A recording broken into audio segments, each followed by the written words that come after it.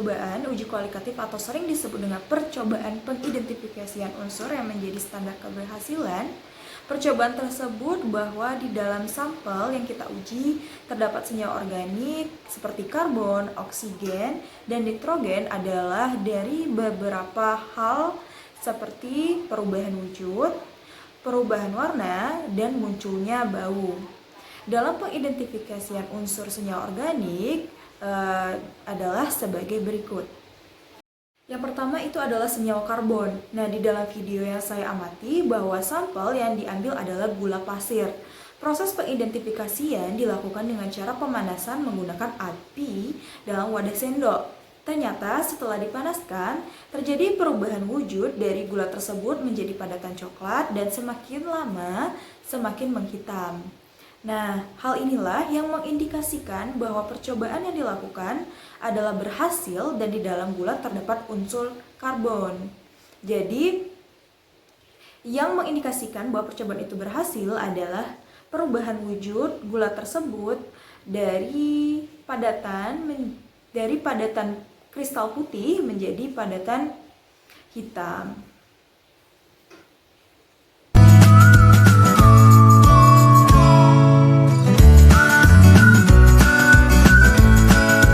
Kedua itu oksigen. Dalam video yang saya amati, percobaan ini dilakukan dengan pembakaran gula yang ditambahkan dengan katalis CuO. Setelah dilakukan pembakaran, terlihat bahwa di sekeliling tabung reaksi terdapat embun yang mengindikasikan adanya molekul air, di mana pada molekul air ini terdapat oksigen, di mana air diperoleh dari pembakaran gula dengan oksigen. Nah, pada pipa kaca bengkoknya keluar suatu gas yang mengalir ke dalam gas beker yang direaksikan dengan air kapur.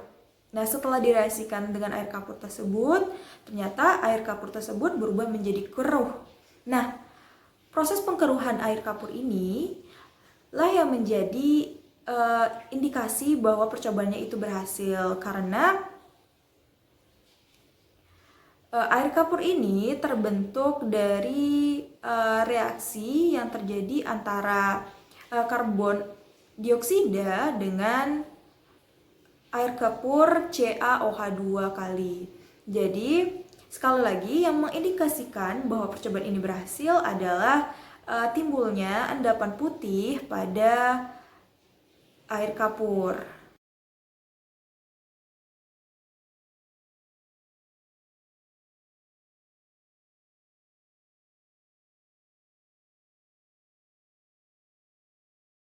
Pada nitrogen, di dalam video yang sudah saya amati, percobaan ini dilakukan dengan cara mereaksikan sampel dengan besi sulfat, kemudian dipanaskan, lalu direaksikan dengan asam sulfat pekat, kemudian dipanaskan kembali.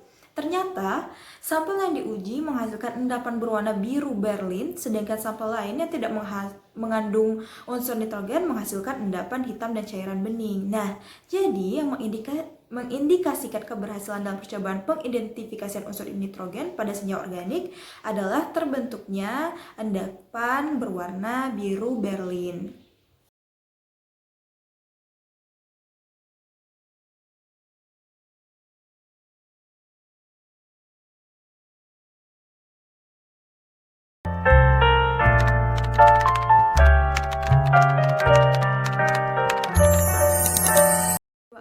Pada video percobaan yang pertama, yaitu pengidentifikasian unsur karbon dan oksigen, terdapat beberapa kelemahan, yaitu yang pertama, percobaan ini hanya bisa dilakukan dengan sampel yang berbentuk padatan seperti kristal, yaitu gula, tepung, amilum, fruktosa, dan senyawa karbon padatan lainnya. Sedangkan sampel yang berbentuk cairan ataupun padatan tidak dapat dilakukan secara pembakaran seadanya dengan di udara secara terbuka begitu saja. Jadi kelemahannya yaitu hanya bisa dilakukan dengan sampel yang berwujud padatan. Sedangkan sampel yang berupa cairan atau larutan itu pengidentifikasian menggunakan pembakaran secara langsung di udara terbuka ini tidak dapat dilakukan.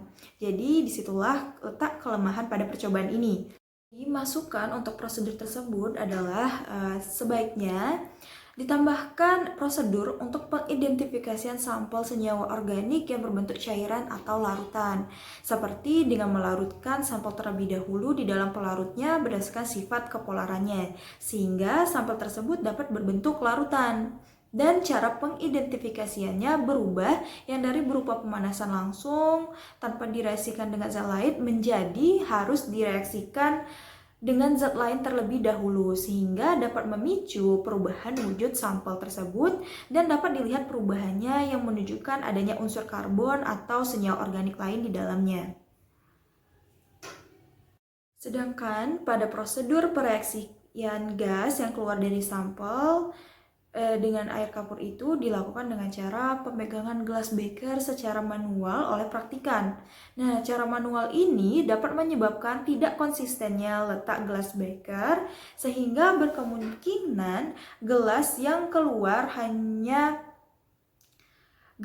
itu hanya sedikit bereaksi dengan air kapur tersebut. Nah, jadi reaksi yang terjadi itu tidak maksimal.